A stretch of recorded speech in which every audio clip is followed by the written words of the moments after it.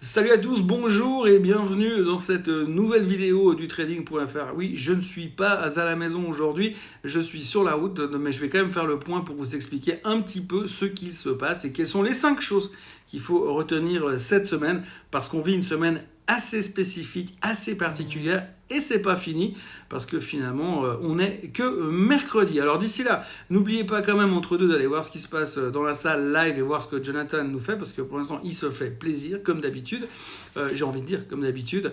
Et eh bien nous, on fait tout de suite le tour de ce qu'il faut savoir et de ce qu'il faut retenir dans le monde merveilleux de la finance. Alors tout d'abord, la première chose qu'il faut retenir, c'est que le marché est complètement cinglé. Complètement cinglé parce que finalement, aujourd'hui, on est en train de vivre un rebond assez spectaculaire depuis 2 jours. Quand je dis assez spectaculaire, le CAC reprend plus de 4%. LVMH, on dirait qu'ils ont trouvé des vaccins pour soigner à peu près toutes les maladies qui existent sur la planète, plus le moyen d'aller s'installer sur Mars, en tout cas, avoir la performance du titre. Même chose sur d'autres valeurs comme AXA, par exemple. Donc c'est du délire total. Tout ça parce qu'il y a eu des chiffres économiques un petit peu moins mauvais aux États-Unis, enfin plutôt pire aux États-Unis, et donc on a interprété la chose en disant « Ah, mais si c'est mauvais !» eh bien, c'est une bonne nouvelle. Donc, du coup, eh bien, par rapport à ça, le marché a rebondi assez violemment. Et si on prend la liste de ce qui va pas, eh bien, c'est la même.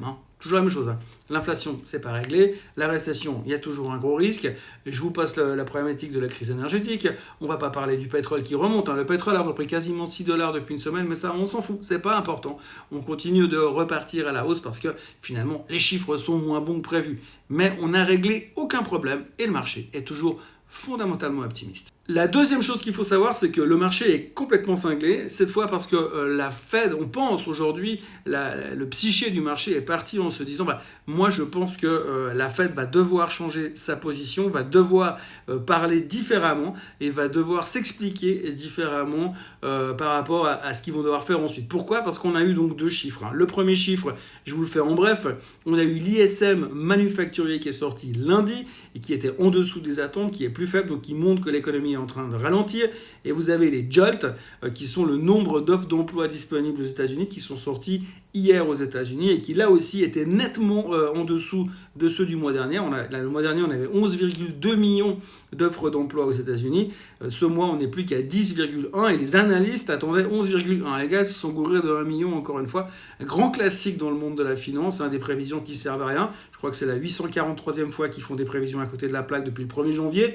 Mais en tous les cas, ce qu'il faut retenir, c'est qu'effectivement, l'économie va moins bien. Et comme l'économie va moins bien, sur ces 2 chiffres basés là-dessus, on n'a pas encore eu les chiffres à la fin de la semaine, mais sur ces 2 chiffres basés là-dessus, tout le monde est en train de se dire la Fed va devoir passer du côté hawkish au côté de Vish. Le côté hawkish, c'est les côtés du je monte les taux, et le côté de Vish, c'est le côté je baisse les taux. Le faucon, il monte les taux, et la colombe, elle ne monte pas les taux, bien au contraire, elle est gentille avec les marchés.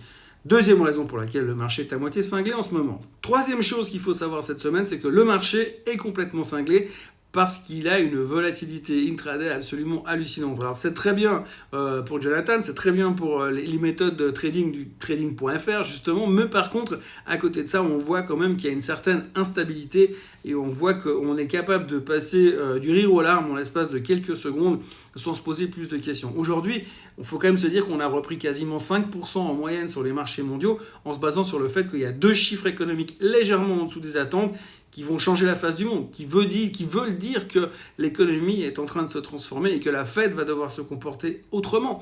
Donc on est vraiment dans un monde complètement hallucinant, c'est ésotérique ce qu'on est en train de vivre aujourd'hui sur les marchés et on voit vraiment qu'on bouge en fonction de la météo et quand on parle d'investissement à long terme, aujourd'hui, long terme je pense c'est quelque chose comme 45 minutes et puis court terme eh bien, c'est au microseconde. Donc grosso modo on a complètement oublié le fait qu'à la base les portfolio managers sont là pour investir sur le long terme et pas pour faire du bricolage toute la journée et changer d'avis toutes les 24 heures. Et ça encore, c'est pour ceux qui vont être très très loin. La quatrième chose qu'il faut savoir cette semaine, c'est que le marché est complètement cinglé parce qu'aujourd'hui, on va dans tous les sens alors qu'à la fin de la semaine, on a les chiffres des non-farm payroll, les chiffres de l'emploi aux États-Unis. Donc ce chiffre-là, en fonction de ce qu'on aura comme résultat, si on sera en dessus ou en dessous, eh bien on va interpréter tout dessus, absolument tout. On va essayer d'imaginer la suite suite de l'avenir de la finance juste par un chiffre, pour un chiffre qui sortira vendredi. Donc aujourd'hui, on va dans tous les sens, mais ce chiffre-là est capable de nous faire effacer tout ce qu'on a fait. Je vous garantis que si les chiffres sont excellents et très forts vendredi, tout le rebond qu'on a pris là en 2 jours, on va l'effacer parce qu'on dit ah, ils vont continuer à monter les taux, c'est horrible. Donc en gros, on est vraiment dans un marché complètement psychologique où on est complètement bloqué pour des chiffres et puis on va de jour en jour sur autre chose. Donc là, pour l'instant, on a encore des chiffres qui vont être publiés cet après-midi aux États-Unis puisqu'on aura le PMI des services aux États-Unis, en France, en Allemagne, entre autres. Et puis de l'autre côté, on aura encore le PMI, l'ISM non manufacturier aux États-Unis. Donc un de ces 2 chiffres moins bon, boum, le marché monte.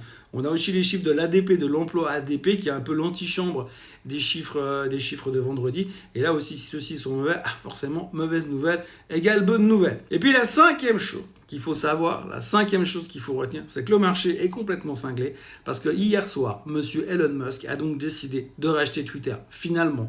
Alors je veux pas. Si on n'appelle pas ça des caprices de milliardaires, je ne sais pas ce que c'est. Toujours est-il qu'effectivement, monsieur Musk a encore changé d'avis et finalement, il rachète Twitter à 54,20. Le titre prenait 22% hier soir. Tout le monde trouve ça génial, c'est une super nouvelle fondamentale. Personnellement, je trouve que ça veut juste dire que le marché est complètement taré, puisque finalement, on trouve absolument normal qu'un milliardaire vienne faire joujou avec ses milliards sur les marchés boursiers. Si vous faites le 10e de ce qu'il fait en termes d'information boursière et de spéculation boursière et de communication boursière, vous êtes en tôle depuis des années, mais lui, forcément, il est intouchable. Et je trouve juste hallucinant que le marché continue à ne faire qu'écouter ce monsieur.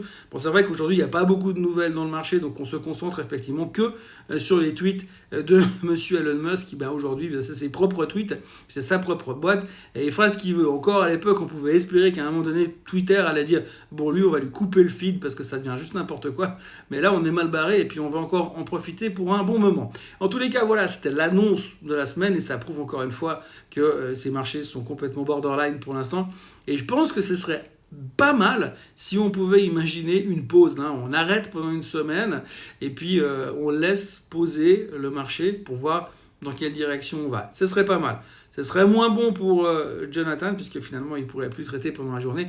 Mais je pense que psychologiquement, ça nous ferait du bien. Puis peut-être qu'on pourrait avoir un marché un tout petit peu moins cinglé. Voilà ce que je pouvais vous raconter cette semaine. C'est pas très fondamental, mais il faut résumer la chose telle qu'elle est. C'est très compliqué, c'est très volatile. Et franchement, moi, ce qui me choque dans tout ça, c'est que rien n'a changé. Mais finalement, on a quand même réussi à reprendre 5% en 48 heures. Il y a quand même un truc qui bug pour l'instant et c'est pas très très sain comme rebond. Donc, est-ce que c'est un rebond dans un bear market ou est-ce que c'est vraiment le début de quelque chose ? Franchement, j'aimerais quand même voir des vraies améliorations plutôt que des anticipations et le fait qu'on soit en train de jouer aux échecs avec 3 parties d'avance. Moi, je vous souhaite une excellente semaine. Je vous retrouve mercredi prochain pour une nouvelle vidéo. Et d'ici là, bon trading. Suivez bien ce que vous explique Jonathan. Et moi, je vous retrouve mercredi en pleine forme, j'espère, et depuis la maison. Allez, bonne semaine. Bye bye.